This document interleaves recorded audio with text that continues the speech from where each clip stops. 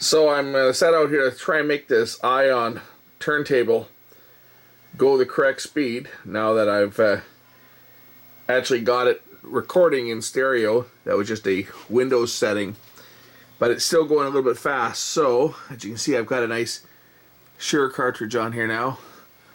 I like the Shure elliptical cartridges. They have really good bass response. So I've put a Shure cartridge on this and took out the original one.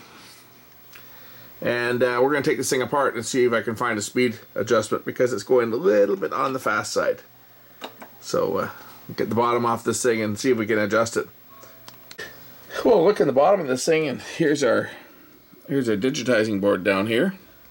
Our audio outputs from the tone arm go into this digitizing board. And it's probably got the preamp on there as well.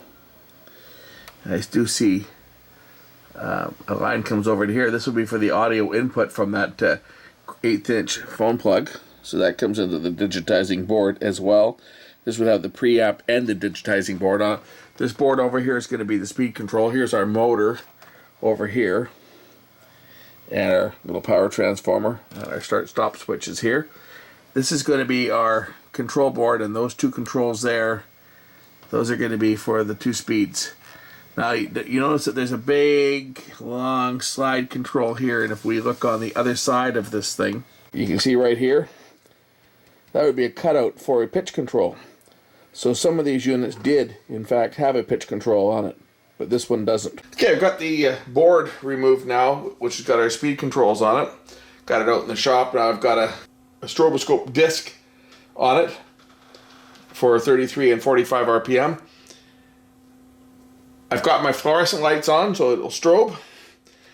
I've got the unit disconnected from the start-stop switches, so I just have to short these together, these pins, and that will start it rotating. And all I have to do is just look at my strobe disc and adjust my controls appropriately to find the correct speed. Now I'm going way too slow. Now I'm going way too fast. And we're looking at the middle ring. And what I want to do is I want to get that middle ring so that it appears completely stationary.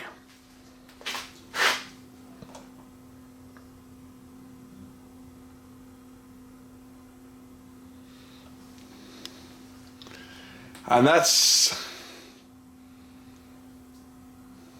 pretty close.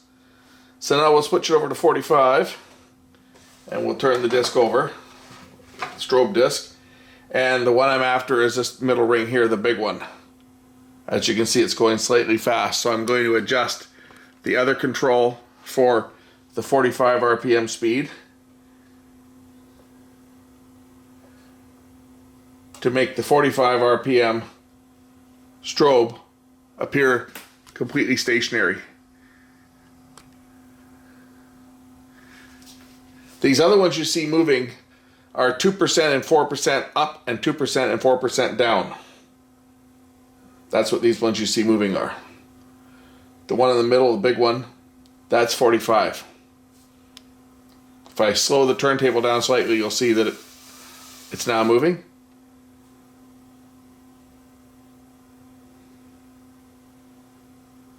So now we're at 45. And I'll go back to 33. And I'll flip over the strobe disc, and now our 33 RPM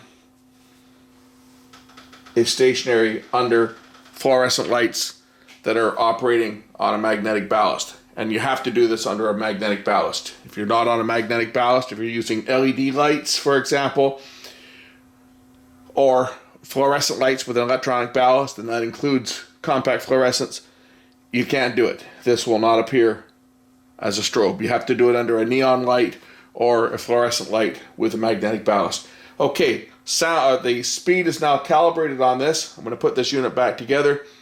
We're going to make another recording, and we're going to compare this with my other turntable and the CD, and we'll play the whole song through this time, and we'll just switch back and forth so you guys can hear the sound. Of course, I've got this thing sitting upside down here, but I have to turn the tone arm hanging over the edge of the bench, and I have removed the cartridge from it, so I don't have to worry about damaging that. I just got to reconnect the start-stop switch,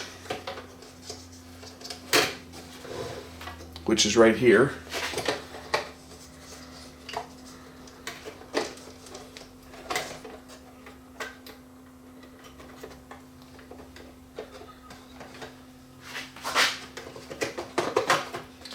And now the board just fits in place like that. We have some short screws and long screws on this. The short screws hold this board in place. Don't forget to hook up the ground wire.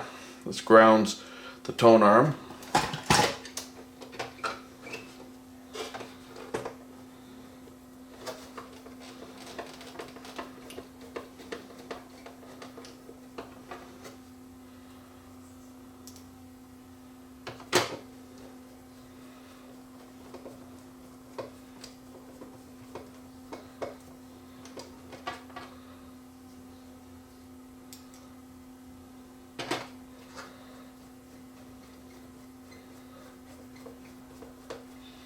Now you might wonder why I didn't try adjusting those pots from below. Well, it's because I don't have a screwdriver that's the right size for them, so I just took the board out.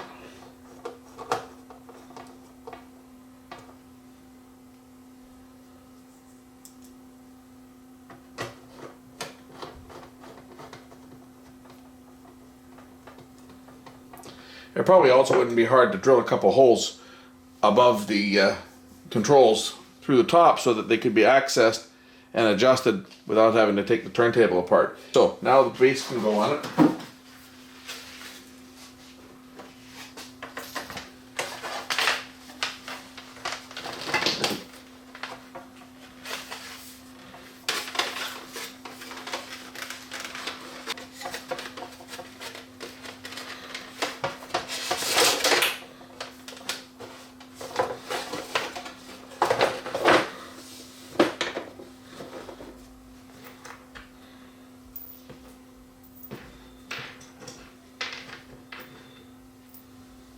You notice that this thing's got rubber feet on it. That's supposed to give it some isolation from vibration, but you know what? They don't. This turntable, if you bump your table or even have your music turned up too loud through your speakers, it does feedback through the turntable. So it does have good sound because it's got a good magnetic cartridge on it, and the digitizer actually sounds fantastic now that I got the right settings in Windows. And the reason it was digitizing in mono was because Windows auto detects this as a microphone, and it goes into mono mode. You actually have to, on Windows 7, you have to go in to the settings. I'll show you how to do that on the computer, how to change it, because it took me a while to figure it out, and somebody actually made a post about it, so other people that have had these turntables have run into that problem. I'd already figured out what the problem was after staring at it for a while and going through some of the settings. In order to do it, well, I'll show you when I get the things back in the house, but you actually have to have it plugged in to your computer, and it has to be detected. Then you can make changes to it. I'll show you how to do it just as soon as I get it back in the house, which I'm going to take it in now, hook it up, and we're going to do a test recording, and you guys will hear how it sounds. Okay, I've got it plugged into my laptop. We're going to go down to go to Start, and it's under Control Panel, Hardware and Sound, and then it was under Sound, Manage Audio Devices, and if we go into Recording, we'll find one called USB Audio Codec. Go down there and click on Select Properties. Oh, it's under Advanced, sorry. So from the General, Listen, Levels, Advanced. And by default, it was set to one channel, 16 bits, 44.1. That was the default. So you change it to two channel, 16 bits, 44.1 CD quality. Apply, and OK. And now the unit is now set for the correct audio depth in stereo sound. So let's go make our recording. Back to Audacity, and I can go to start monitoring, and as you can see, if I put a record on this thing, that looks good. See what the levels are when it's recording. Excellent. So now what we're going to do is we're going to record this, and I can do it under Audacity, or I do have their Easy Vinyl converter. This is the software that the company puts out, and I mean, it makes it real simple. You just click on next, and you play your record, and you click record, and you can actually adjust your gain here, right? This records also as a WAV file, so either one will work exactly the same. Maybe I'll record it with their software here just for a demonstration. I'm just going to set my levels first. So to record using the software that is designed for this unit, you'd cue your record, and then when you're ready to record, just hit your start button and hit the record button. And this will actually separate the tracks as well. If you set it for recording, it'll actually break the tracks up, so you can record an entire album with the software. It actually works pretty good. And then once you're done, you just click the next button and you're ready to save it. Now I'm going to do it in Audacity just because I want to be able to edit so that I can start the music exactly when it starts. So I'm going to stop this recording, but if I click on next, then it asks me where I want to save it, right? You can save it anywhere. I can save it to my memory stick or whatever. And it asks me to put in the artist, the album, and the track title, and then click next. If I'm gonna dump it because I don't want to use it, I'm going to go back and I'm going to fire this up for Audacity here, because that's normally what I use. And I just turn on my monitoring so that I can check my levels. And looks, my levels look good. Okay, we'll cue the music up.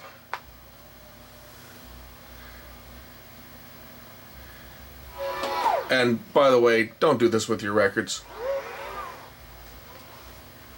Back queuing is not good for them. I'm going to get heat for this, but okay, we're ready to start recording. I just go to click the record control here. Look at this thing. If you notice, this is just noise. This is how bad this turntable is as far as picking up external noise. That's me stamping my foot on the ground. That's just me pressing on the desk. I'm not banging on the desk or anything. I skipped my needle there. This thing's got absolutely no shock absorbing at all. It's just, it's horrible. I mean, you bump this thing and it's going to skip. I mean, it might not be sitting on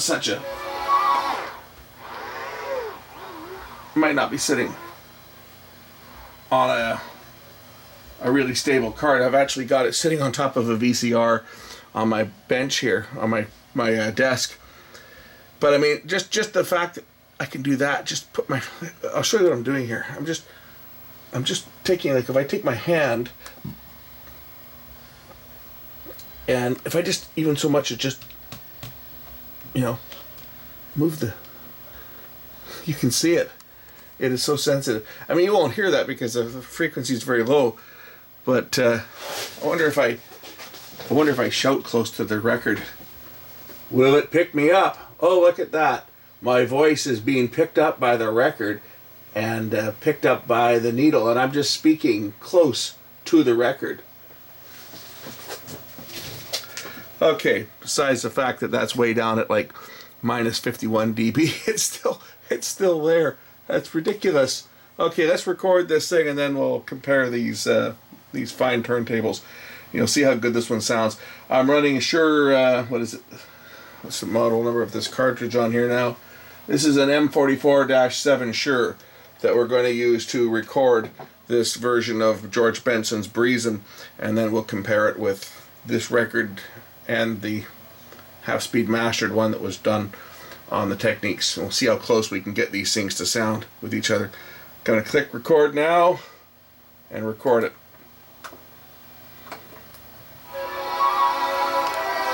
Okay, track's coming up to an end here. I'm going to stop it. And good enough. And then we'll go back to the beginning of the track. That's why I like using Audacity here, because it allows me to trim. And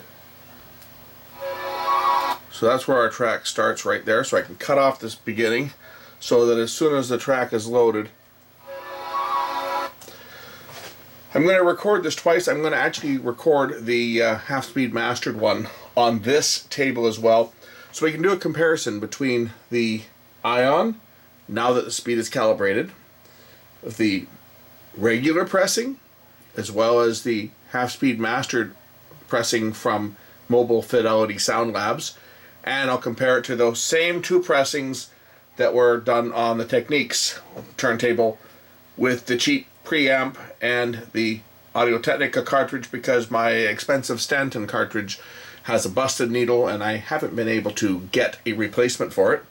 So I bought a cheap one. It's one of those. It's a plug-in, a T4P plug-in cartridge on that turntable. And I know some people are going to absolutely slam one of the P-mount cartridges as being inferior, but that actually wasn't the case. There was a reason that the P-mount cartridges were developed, and that was to eliminate any errors from installing it. Not having the correct overhang and the correct angle and the correct pressure, all that was eliminated by having a standard cartridge. And had the turntables not pretty much been phased out in the 80s, I think we would have seen some high-end manufacturers adopt the P-mount cartridge. There was some good ones around in the early to mid 80s before everything got discontinued. Anyway, that's beside the point. That's what that turntable has on it. This one's got the Shure. I'm going to go down here. I'm going to select export audio, and I'm going to just send it over to I'll just call it Breezin' Ion. How's that sound? And we'll replace the one that's already there. And as you can see, it was exported as a Microsoft WAV file. And we'll go back and we'll start a new project. And I'm going to queue up the other record and record the same thing again from the half-speed mastered version, and we'll have a comparison. And I'm going to play the entire song so we can switch back and forth between the two vinyls from the two turntables, and I'll throw the CD mix in there too so you guys can hear everything. So we'll be listening to 5 sources, and there will be no back queuing this record, that's for sure. We'll do that with the record I don't care about, but this one cost me a lot of money back in 1979 when I bought this one. I think I paid $50 for this album. So yeah, this was not a cheap one. And you'll see that, actually you'll see the levels. If you look at the level meters, you'll see that the levels actually are lower. If you compare it, I haven't made any changes, but the levels are actually lower on this than they were on the regular pressing. Okay, here I am in my noisy living room, and I'm going to get the Breezin' CD right out of my 200 disc player here. Just have to find it. It's in here somewhere. Is that it? No, it's not it. It's in here somewhere. It's got to find it. And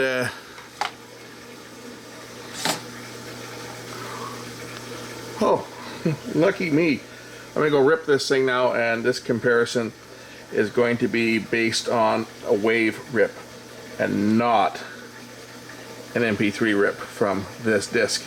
So I'm going to rip that now, and we'll compare the two vinyls, the two turntables, and an original wave from this CD.